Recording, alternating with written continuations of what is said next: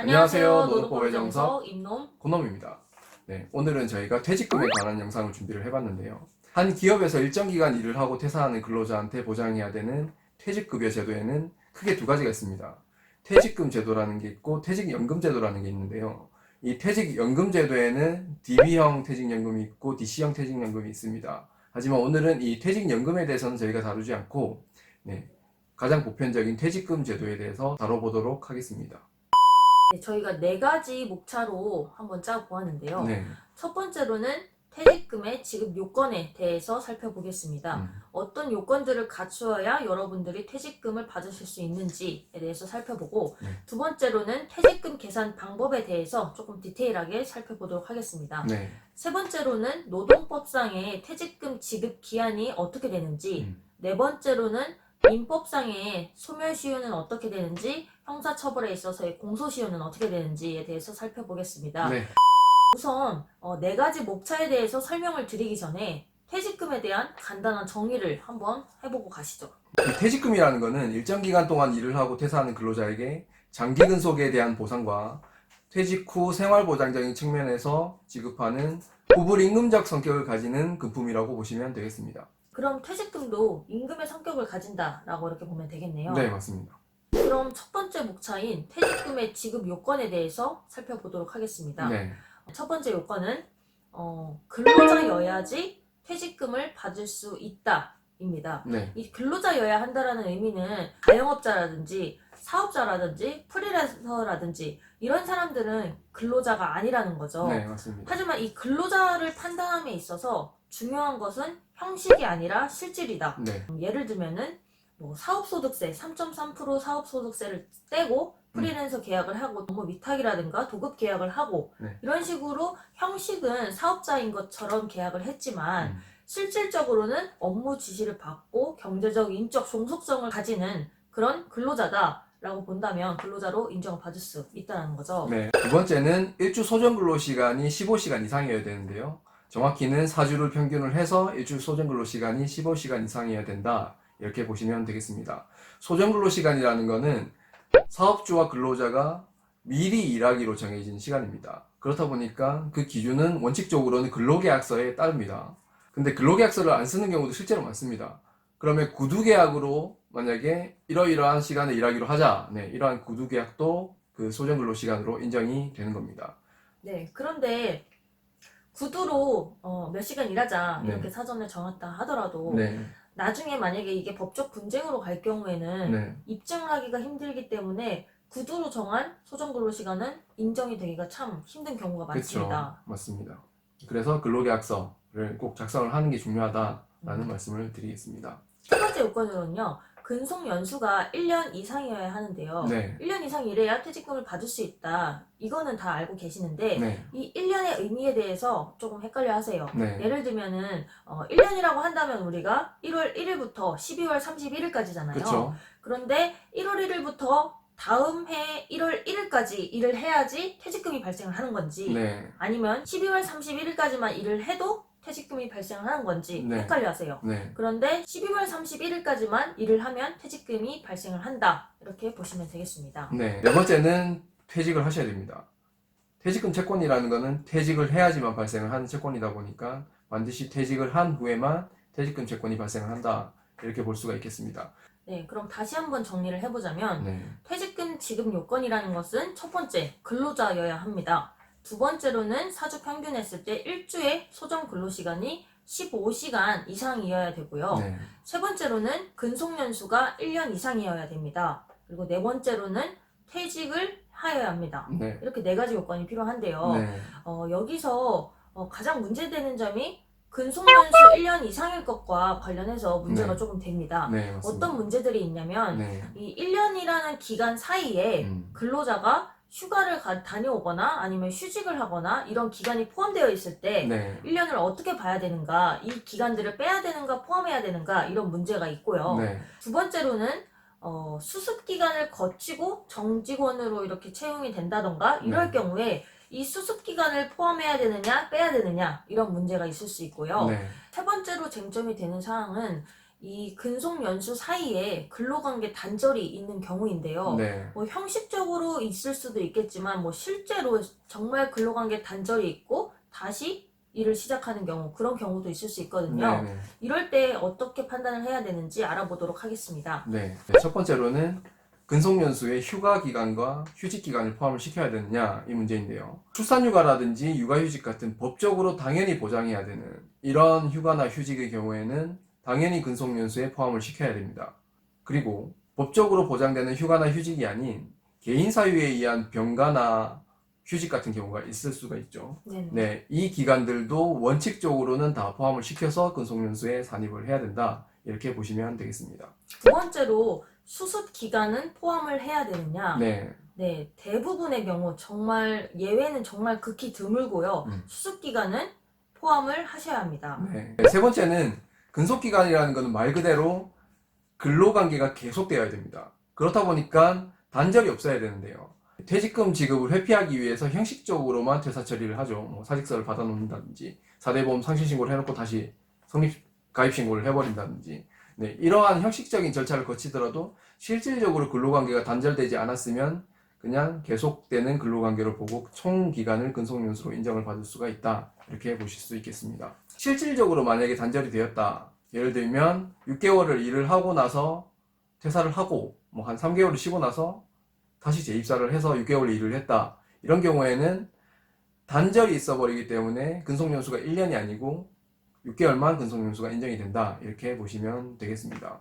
두 번째 목차는요, 퇴직금 계산 방법인데요. 네, 이 퇴직금 계산은 하나만 딱 기억을 하시면 됩니다. 뭐냐면 30일치의 평균 임금에 내 근속연수를 곱해서 퇴직금을 구한다. 네, 요것만 기억을 하시면 되겠습니다. 네, 그럼 30이라는 숫자는 고정이 되었고, 네. 이 평균 임금과 근속 연수만 구하면 퇴직금을 구할 수 있겠네요. 네. 네, 그럼 우선 평균 임금을 한번 보시면요. 평균 임금이라는 개념은 노동법상 개념인데요. 이 평균 임금을 간단하게만 말씀드리면 퇴사 직전 3개월 동안의 하루 평균 임금이다. 이렇게 보시면 간단하겠습니다. 그렇다 보니까 이 평균 임금을 구할 때는 퇴사 직전 3개월 동안 받은 총 임금을 그 3개월 기간의 총 일수로 나누어서 구한다. 간단한 예를 하나 들어보겠습니다. 2018년 3월 1일에 입사를 해서 2019년 2월 28일까지 일을 하고 퇴사한 근로자가 매달 300만 원씩 받고 일을 했을 때 이 사람이 퇴직금이 얼마가 나오느냐를 계산을 해보면요. 우선 평균 임금을 구해보면 퇴사 직전 3개월 동안은 300만 원씩 세 달 받았으니까 900만 원이 되겠죠. 그러면 이 900만 원을 그 3개월 동안의 총일수로 나누게 되는데요. 이 총일수는 퇴사 시점에 따라서 조금씩 달라집니다. 2월 28일까지 일을 하고 퇴사를 했을 때는 퇴사 시점에서 소급해서 3개월로 들어가게 됩니다. 12월 1일부터 2월 28일까지가 3개월이 되는 겁니다. 그렇다 보니까 12월의 31일, 1월의 31일, 2월의 28일을 더해서 90일이 나오게 되는 겁니다. 그래서 900만 원을 90일로 나누면 이 근로자의 평균 임금은 10만 원이 나오고, 그래서 이 근로자의 평균 임금은 10만 원이고 30일치는 300만 원이 나오는 겁니다. 그래서 30일치 평균 임금인 300만 원에 근속연수는 딱 1년 일했으니까 이 근로자의 퇴직금은 300만 원이다. 이렇게 보시면 되겠습니다. 지금 앞서 예시 든 근로자 같은 경우에는 네. 임금을 통으로 300만 원을 받았기 때문에 계산하기가 굉장히 쉽잖아요. 네, 맞습니다. 그런데 임금 항목을 여러 가지 수당으로 쪼개어져 있는 것 같은 경우에는 네. 어떤 항목을 평균 임금에 포함을 해야 되느냐, 네. 이 부분에 대해서 많이 궁금해 하세요. 네. 대원칙은 이거예요. 임금성이 있는 항목은 전부 다 들어간다. 이렇게 보시면 되겠는데, 그 임금성 판단을 판례는 어떻게 하냐면 지급 의무에 의해서 계속적 정기적으로 지급하는 금품은 전부 다 임금으로 본다 라고 판시를 하고 있습니다.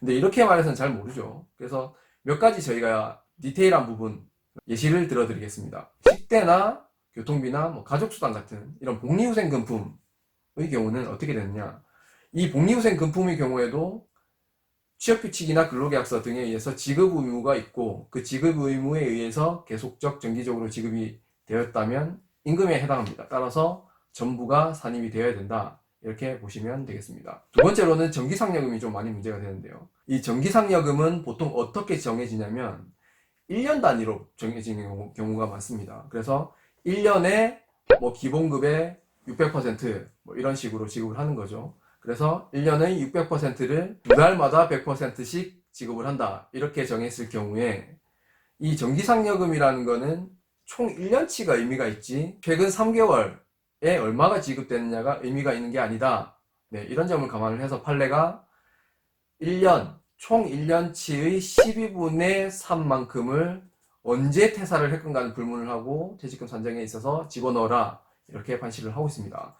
네, 그러면 아까 전에 600%라고 하셨잖아요. 네. 1년에 총. 네. 그러면 600%의 12분의 3을 포함을 하시면 되겠습니다. 네, 맞습니다. 그리고 앞서 말씀드린 예시 같은 경우에는 네. 근로자가 딱 1년만 일을 했어요. 네네. 그래서 이 근속연수 계산에 있어서 굉장히 편하게 계산을 했죠. 네. 1만 곱하면 되니까. 네. 그런데 1년 몇 개월 혹은 2년 몇 개월 이렇게 일했을 경우에 네. 이 몇 개월이 어떻게 계산되느냐, 이렇게 버려지는 거냐, 1년 단위로만 계산이 되는 거냐, 이렇게 이해를 하시는 분들이 계시는데 네. 엄격히 법에 의해서 말씀을 드리면 하루 단위로 계산을 하셔야 됩니다. 네. 입사를 하신 날과 퇴사를 하신 날, 그 기간 동안의 총 일수를 넣어서 계산을 하셔야 됩니다. 네. 그렇기 때문에 근속연수는 1년 단위로 끊어지는 게 아니라 소수점 단위로 0. 몇몇몇까지 계산을 하셔야 된다는 거죠. 네, 뭐 간단히만 말씀드리면 1년 6개월 일을 했다면 근속연수는 1.5년이다. 네, 이런 말이 되겠습니다.